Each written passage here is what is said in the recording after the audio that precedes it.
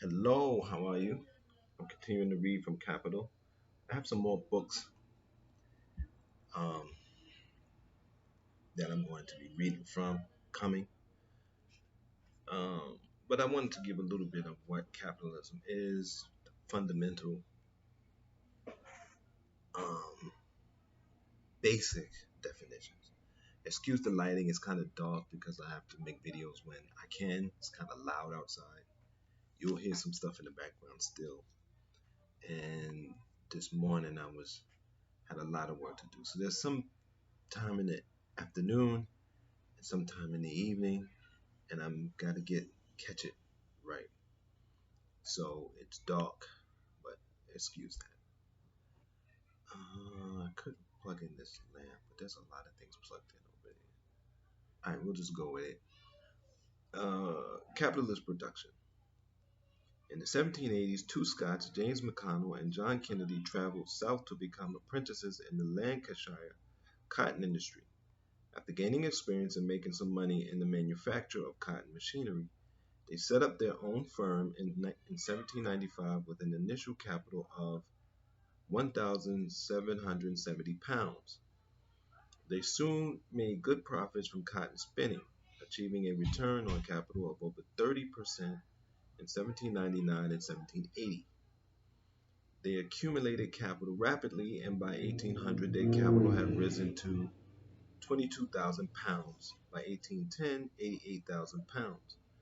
By 1820, the company had three mills and had established itself as the leading spinner of fine cotton in Manchester, the, the global metropolis of cotton spinning. And all this cotton is coming from slave labor, so just keep that in mind.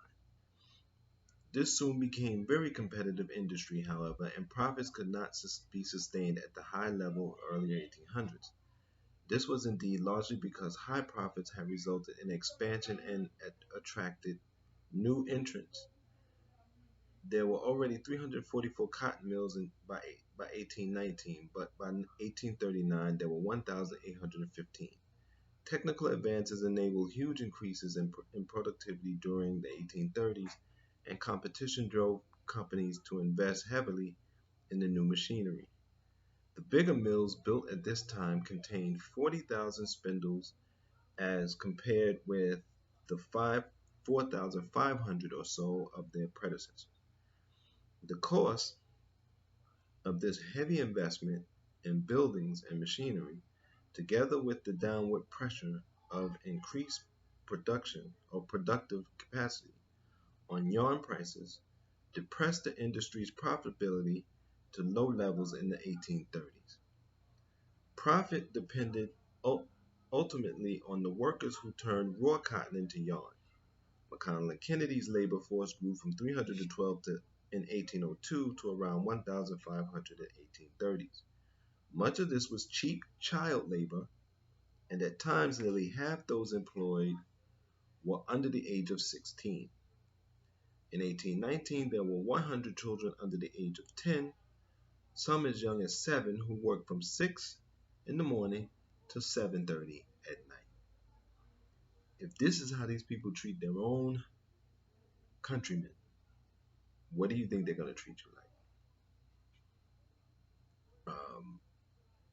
They don't see human beings, they see profits and tools that can make them expand their profits.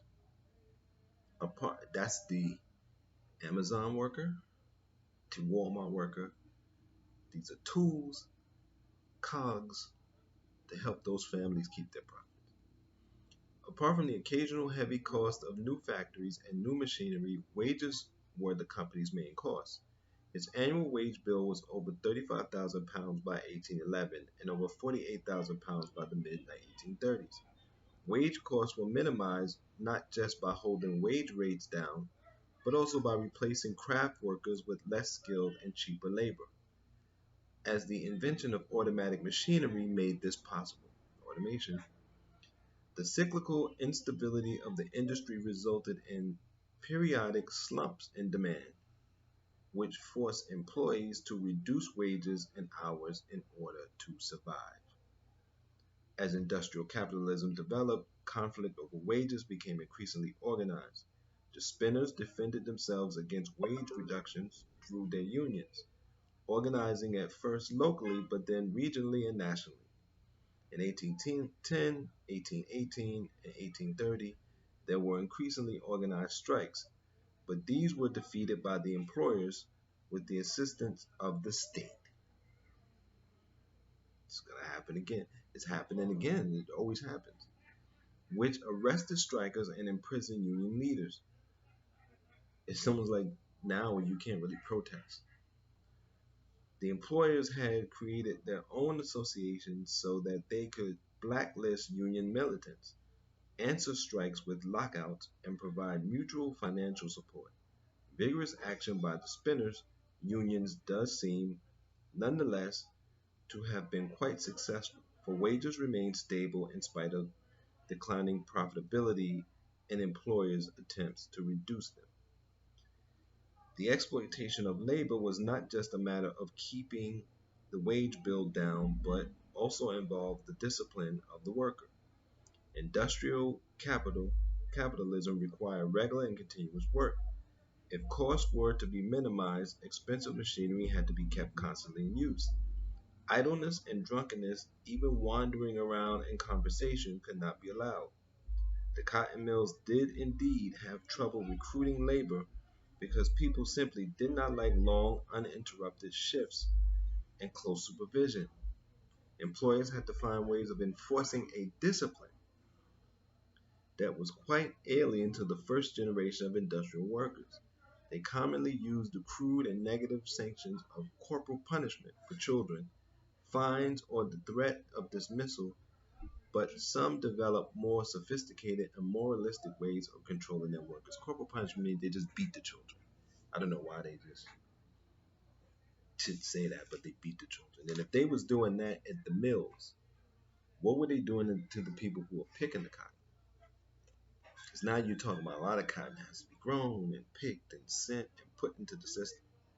It's and that's the part these books really leave out, but we can't keep leaving things out.